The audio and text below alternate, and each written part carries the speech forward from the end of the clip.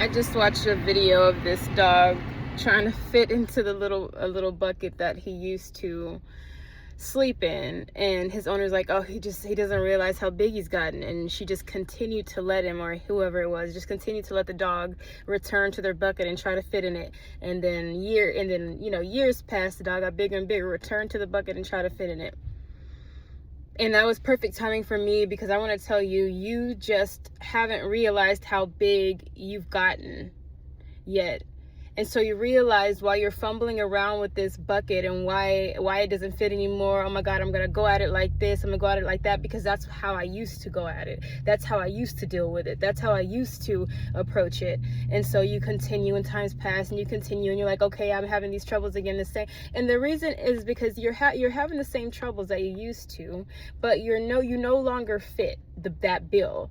You're much larger than you were. And so you're seeing yourself, because you realize you have so much power, and the shit that you deal with is really big. The stuff that you deal with is huge.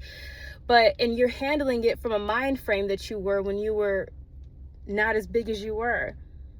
And so you see yourself so small, and you're not yet seeing that everybody sees that you've gotten bigger, but that you keep approaching the same thing, going to the same thing with a type of comfortability that you allowed yourself to be comfortable with. And so while you're fumbling around with that bucket, still trying to fit in it, they're like, okay, let us do this, let us do that around it, because they're just going to keep returning to the bucket and trying to fit in the bucket. They're just going to continue to try to be comfortable, when we know that they're too big to be comfortable like they used to. So we have to do something before they figure out just how big they are. And let's even throw things around them for them to try to. Let's take the blanket out of the bucket. The little dog had a blanket. Let's take the blanket out of the bucket, so they'll have to put the blanket back in the bucket and then try to get comfortable. Okay, now let's take the toy out of the bucket, so they'll have to get the toy and then get the blanket and then try to get comfortable in the bucket that they no longer fit in.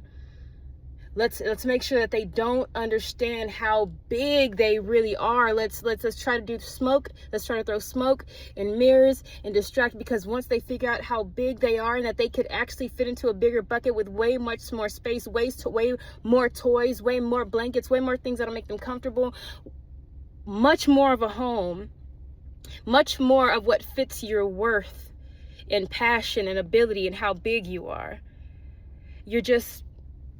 And this is a little projection from me, you're just too big for it now. Stop with the imposter syndrome. Stop with trying not to see how big you are, because you are afraid. And I'll say this from something that I had to deal with, because you are afraid of intimidating who is already intimidated by you, babe. You're afraid of threatening who is already threatened by you anyway. You've gotten bigger.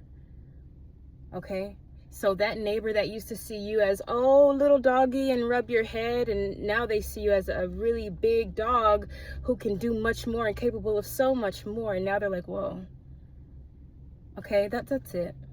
You just gotten bigger. It's time to move on to a larger bed, something more comfortable, something larger, something that's worth what you bring to the table. Okay, that's all. You've just gotten too big, baby. And the world is doing everything it can around you. If it can't make the adjustments, it's trying to fit you right back to where you were. Okay, you got this. Much love.